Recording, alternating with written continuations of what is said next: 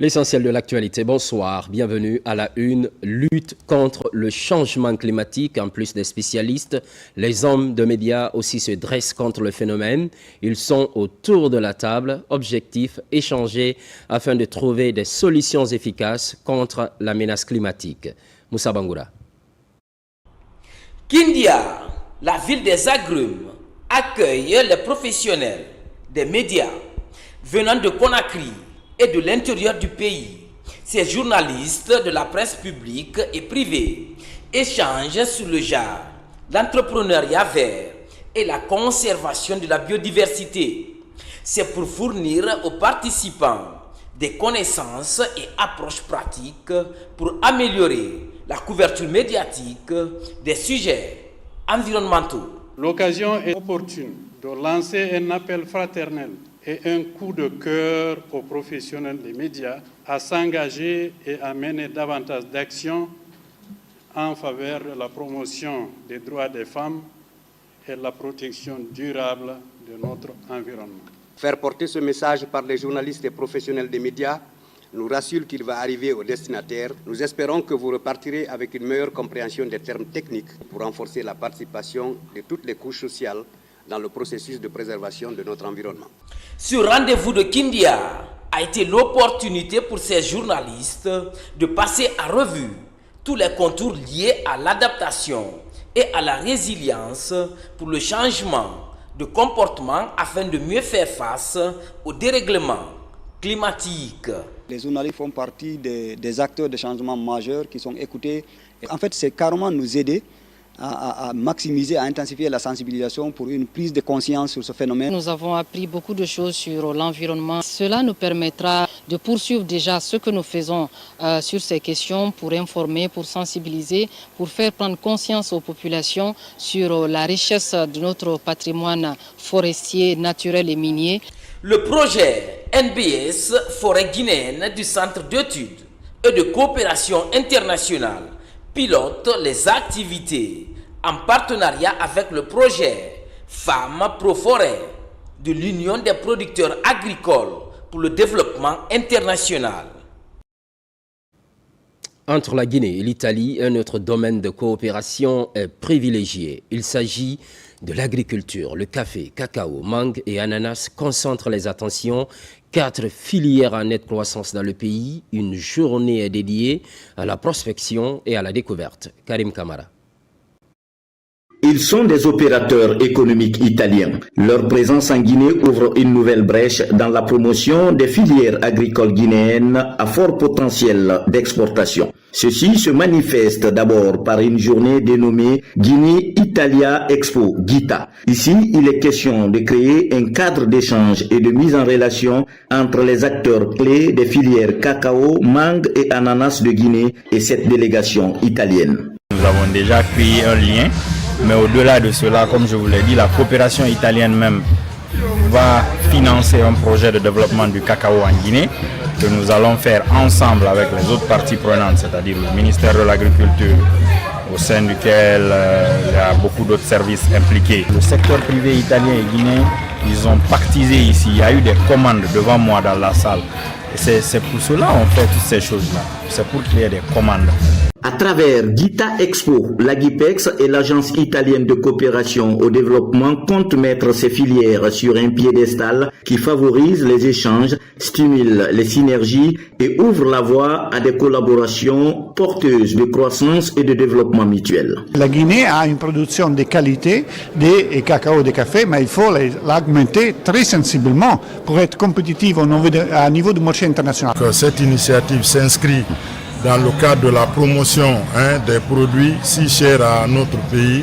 Et donc cet événement participe pour beaucoup à la concrétisation de cette réalité, de cette initiative qui dirait c'est portée par Madame la ministre du Commerce et de l'Industrie et des PME, Dr Diaka Sidibé, qui depuis sa venue au niveau de ce département a lancé une offensive commerciale à l'effet d'assurer la promotion des produits guinéens. Ce partenariat arrive dans un contexte marqué par la mise en place de la nouvelle politique italienne dite Plan Mattei en faveur des pays africains. Je tiens à vous rassurer, aux opérateurs économiques qui sont là, qui ne seront pas déçus.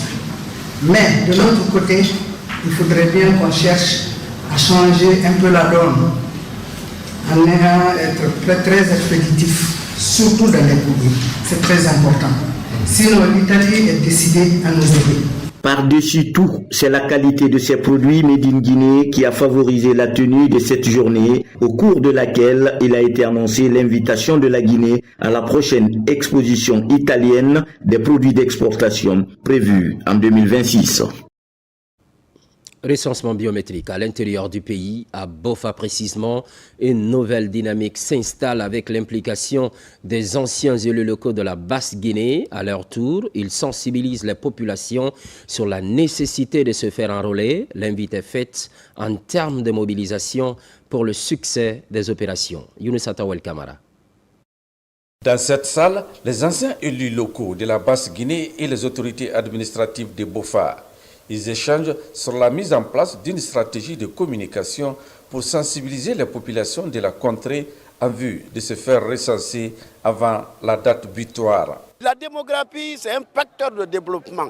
Parce que quand il y a recensement et on a la maîtrise de la démographie, et facilement le développement peut venir. Ou la programmation pour le développement peut être aisée. Si vous voyez qu'on en dit, mais même les enfants de 10 ans de partir se faire recenser, c'est parce qu'il y a quelque chose qui est très important que nous devons saisir. Et si le général Mamadi Doumbouya et son gouvernement acceptent de faire ça pour nous, mais à nous aussi, à la base, qu'on se lève, qu'on les sensibilise pour qu'ils aillent se faire recenser. Au cours de cette rencontre d'échange d'idées, des sujets comme la promotion de la paix, la cohésion sociale et le vivre ensemble dans le pays ont été également débattus. Actuellement, c'est le recensement qui est la préoccupation principale chez nous. Acceptons de nous faire recenser. Il faut dire ça à toutes les familles, sinon ça sera un regret pour tous. C'était une politique de main tendue qu'on a faite envers eux, parce que nous sommes conscients que ce sont des hommes et des femmes qui, dans leurs différentes localités, ont beaucoup de monde derrière eux. Ils représentent des leaders dans leur localité. Alors s'ils se sont organisés en structure pour soutenir le président, c'est pourquoi nous sommes venus pour partager ce moment de leur réunion. Les prochains jours, ces anciens élus locaux de la Basse-Guinée comptent se rendre dans tous les districts de Bofa pour expliquer aux citoyens les enjeux de ce recensement biométrique. Dans la même logique, l'engagement citoyen s'élargit. Artistes et citoyens s'unissent pour conscientiser le grand public sur le recensement biométrique. Plus de détails avec Maïmouna Bella Diallo. Le stade Cabinet Kouyaté a vibré récemment à l'occasion d'un concert exceptionnel de sensibilisation au recensement biométrique. À l'initiative du mouvement MAD, l'événement a rassemblé une foule impressionnante. Une ambiance survoltée, des artistes guinéens enchaînant les tubes et une foule électrisée. C'est dans cette atmosphère que le message citoyen a été répété. Celui qui fait le recensement, il en tire beaucoup d'intérêt. Tu peux obtenir ta carte d'identité et ton passeport. Donc, tu te recenses pour toi-même. Notre mouvement, le mouvement alternatif démocratique, a eu à organiser cet événement pour soutenir notre cher président, le général Mamadi Doumbouya. Et on a fait appel à toute la population guinéenne. Et on vient, on trouve beaucoup de monde, ça fait plaisir. Dans les tribunes, les jeunes et les femmes, très mobilisés, agitaient pancartes et banderoles, réclamant à l'unisson une chose, le recensement pour tous. Au micro, Mamadou Salif Fofana, président du mouvement MAD, martèle. Le recensement électoral n'est pas une formalité administrative, mais un acte patriotique. C'est pourquoi j'en appelle à chacun d'entre vous ici présents. À chaque quartier, allez vous faire recenser. Faites recenser vos familles, mobilisez vos voisins, car sans recensement, pas de référendum. Et sans référendum, pas de constitution légitime. C'est comme tout un bon Guinéen, tu vois, M. Fofana, on lui dit merci de mettre cette initiative en place pour soutenir M. le Président. Parce que le monsieur, il mérite d'être accompagné, soutenir, parce que Yamouna, il y a Tagui. Un appel lancé avec force et repris en chœur par une foule conquise. Le concert n'était pas qu'un simple moment festif, C'était un acte fort d'engagement civique rythmé par les sons, les danses et les chants patriotiques. L'événement a fait passer un message clair. S'enrôler, c'est exercer pleinement sa citoyenneté. Cerise sur le gâteau, cette bonne nouvelle pour les amoureux de Curon de Kakandé avec l'inauguration du stade du 1er mai de Boké, une infrastructure sportive entièrement rénovée par la fondation Wazni. C'est le ministre de la Jeunesse et des Sports, Keyamou Bogolahaba, qui préside la cérémonie inaugurale. Mangamori Kamara, Djibril Kamara. Le Boké, construit au temps colonial, change de visage. Le terrain autrefois poussiéreux est désormais à gazon synthétique. Ce travail est rendu possible grâce à l'initiative des jeunes leaders de Kakandé, appuyés par la fondation Wazni. Cette infrastructure permet de rapprocher non seulement la jeunesse au consortium, mais aussi de créer une émulation entre le Winning Consortium et d'autres entreprises de la place afin que la région de Boké puisse bénéficier autant d'infrastructures sportives, notamment footballistiques. Ce stade peut servir à tout un chacun dans le sens à ce que le football à la base est un essor. Si ce stade a été réalisé aujourd'hui, c'est parce que nous avons un président qui est attentif, qui est à l'écoute de tout un chacun et qui a suivi nos conseils afin de donner ce joyau-là à Boké. Et c'est vraiment mérité que ce stade-là porte le nom du général Mamadi Doumbouya. Et nous remercions monsieur Fadi Wazni pour tout ce qu'il fait pour les communautés, pour les populations, tous ceux qui, de près ou de loin, se sont associés à nous pour réaliser ce grand projet. Nous leur disons merci. Ce travail gigantesque vient en appoint aux clubs préfectoraux qui jouent souvent leur match du championnat de Ligue 1 hors de leur installation. C'est une réelle satisfaction. La pelouse synthétique qui est là, elle répond aux normes de la FIFA. Donc pour nous, je pense que nous sommes les plus heureux de cette pelouse parce que nous allons commencer à l'utiliser dès la semaine prochaine pour les séances d'entraînement.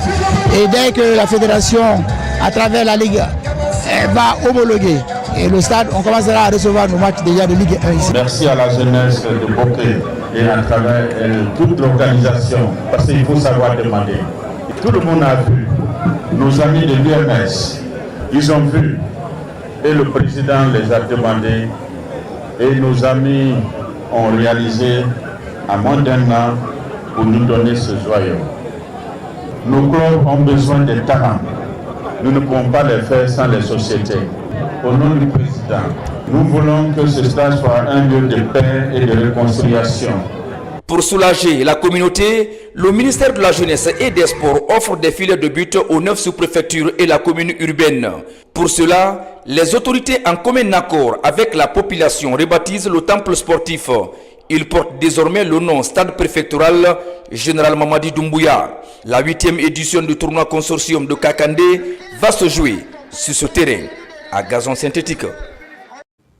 Les programmes se poursuivent. L'actualité évolue en Guinée, notre paradis, terre de richesse et d'innovation.